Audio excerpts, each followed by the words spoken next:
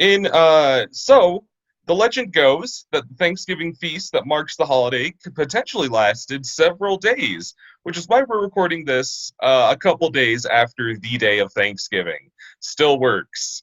Welcome to the Animates Thanksgiving special, in which we're watching two hand curated cartoons by our experts in the labs of Animates Productions. Yes, they do good work. Yeah. I myself do not celebrate Thanksgiving, living in England. I don't understand it. I don't pretend to. It's like Christmas, but it occurs in November, and you eat the same foods. Madness, utter madness. It just doesn't involve a tree, from what I can tell. um, you're really not far off. I know different. I think Canadian Thanksgiving is in October, so there's just no Thanksgiving at all in the UK. No, not at all. No. Huh. Well, you learn something new every day. Canadian Thanksgiving is in October, but that will clash. Yeah. That clashes with Halloween. You have a point. Um, I mean, they're also polite there. That I think Canadian Thanksgiving and Canadian Halloween are just like, oh no, after you, no, after you, you be in October. No, let's just both be in October. It'll be fine. Why do the Canadians celebrate it? I didn't think it was a Canadian thing. Let's see. That's a good question. Because it's true, it has to do with some Canadian. Let's see. Canadian Thanksgiving, to distinguish it from the American holiday of the same name, is an annual Canadian holiday occurring on the second Monday in October, which celebrates the harvest and other blessings of the past year. Oh, so it's just like a general day for giving thanks to one another. Yeah. They're so polite. They've got a holiday dedicated to thanking one another for doing things. Foreign to an American such as myself, who only thinks in what can benefit him. Which brings us neatly onto the first animated special we watched, which was called, I believe, the first Thanksgiving, not the last Thanksgiving. Not the last. The first one. Which I understand, judging by like, there's like a colon title where it's like animated heroes or like something to that effect, like aren't cartoon heroes, implying this is like a line of historical animated features. I believe I saw in the related videos there was a George Washington follow-up to this. So I don't know which other ones they've done. This reminds me of like when when my parents used to enroll me in Sunday school, and it was like, sorry kids, there's not a Veggie Tales devoted to this particular like Bible story. It's always just like this very oatmeal-y old person animation. I look really like I'm weirdly nostalgic for these old sort of cheap animated direct-to-video specials, which they have something of a budget because they don't look really awful, but they've got like that really weird sort of style where it doesn't look quite right. people are moving in a way that just makes just kind of unsettling.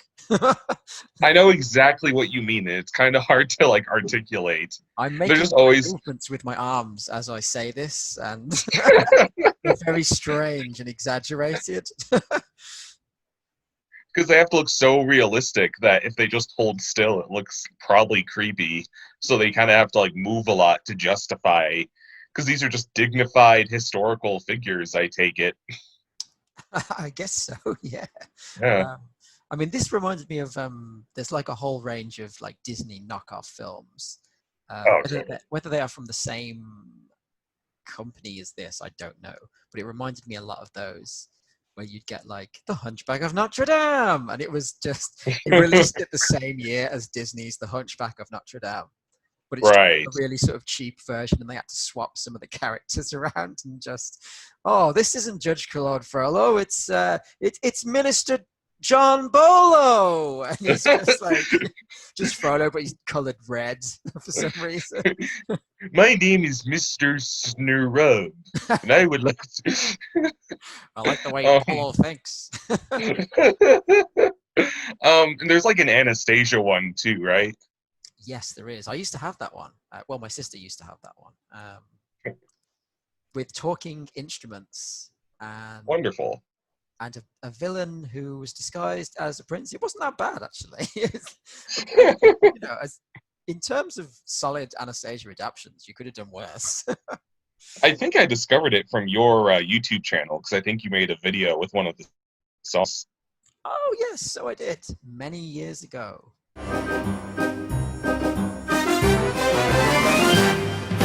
So I don't know how historically accurate this feature is. All I know is that Thanksgiving has a very, rightfully admonished meaning nowadays because of genocide, which isn't touched upon in this film. So I'm willing to say they glorify the interactions between the white men and the Native Americans pretty liberally. Well, I think didn't relations break down a few days after they had the first Thanksgiving feast? So I mean, I think probably it might be accurate for the immediate feast that they go up to in this film, but like straight after that was where it all went downhill. And they cut away. They don't speak of that bit. It's like it's fine. Everything up to that point was fine. We don't speak about the rest. Quite possibly. That sounds like it holds water. But this starts on a boat with some pilgrims, Puritans fleeing England, featuring my favourite character in the film, who I thought was being built up to be our villain, because there's a big dramatic scene where the doors open on this boat and there's like this villain music, and he barges out and he's like, "May I see your license to leave the country, please?" And someone's just like, "Well, we don't have a license." And he turns to his assistant and just goes, "No license." And that it's not really ever followed up on. He's just like, "Well, you'll be spending the rest of your lives in prison." And then he just throws them in the bottom of the boat, and that character vanishes from the film. May I see your license to leave the country? No, we have no license. No license.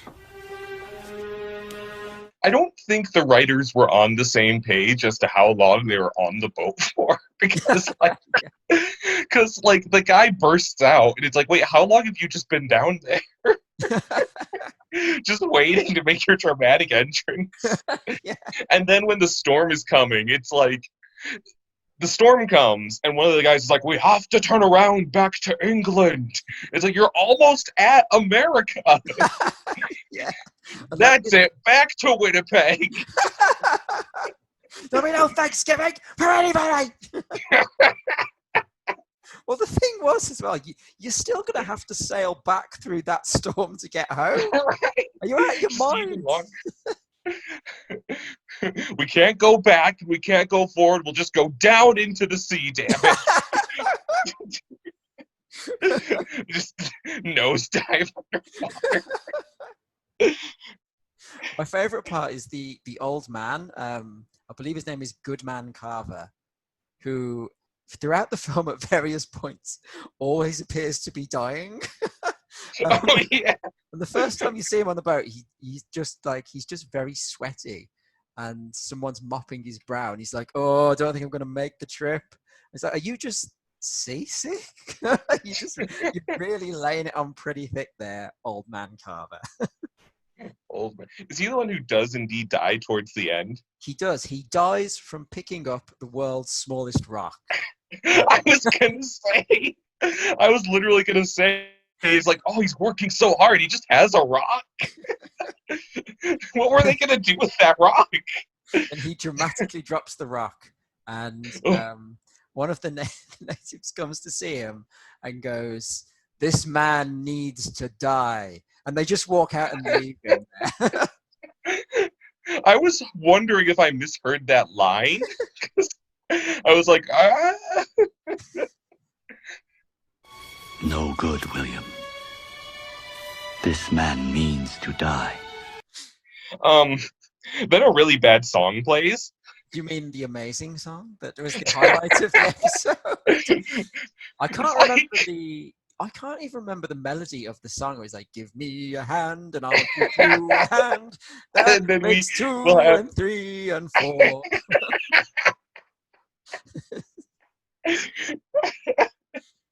And hands and hands and hands and hands and hands and hands. 4 hands is better than 3 and 2. It was literally just someone just making it up as they went along, and they were like, "Yeah, just leave it. We need to break for lunch. That's the song done." Give me a hand and I'll give you a hand. That makes 2, then 3, then 4. 4 hands can do so much more than 2. That's what 4 hands are for. There's never a good, like, on the rare occasion that I do find a Thanksgiving special or cartoon. Because as a teacher, I was like, what should I show my kids day before Thanksgiving? None of us want to actually learn anything. Let's just watch a quick cartoon, end of the day. And your only real options are like the Garfield Thanksgiving cartoon and the Charlie Brown Thanksgiving cartoon. And they both just have like these, no, I can't remember what Charlie Brown does. But Garfield, ill-fittingly, has a similarly terrible ballad where it's like, sitting round the table and pass each other food. It's just, something about Thanksgiving brings out the worst in sappy songs. I don't suppose there's really much to say, is there? Because it's like, We're not going to talk about the bad stuff. This man needs to die. Uncle Jerry brought coleslaw. Well, I think we're about done. How does it? That's all you need to know. I did notice in the credits, it's directed by someone called Richard Rich. And I thought, is that a fake name that you've just stuck on the end? I don't want my I name wouldn't on want to be this shit. associated Yeah. with this. No familiar voice actors either. Oh, I can't imagine. Like, just no Scott McNeil in this one. No. Ugh. That brings us to, what's it, the Galactic Thanksgiving? I think it's the Intergalactic Thanksgiving. Oh, Also fuck known me. Also known as Please Don't Eat the Planet, apparently. By So this one, Nelvana, who most famous, I think, for probably Rock and Roll, oh yeah. amongst them. I was excited for this one because it looked pretty colorful, Billy. But this one was also kind of boring, I have to admit.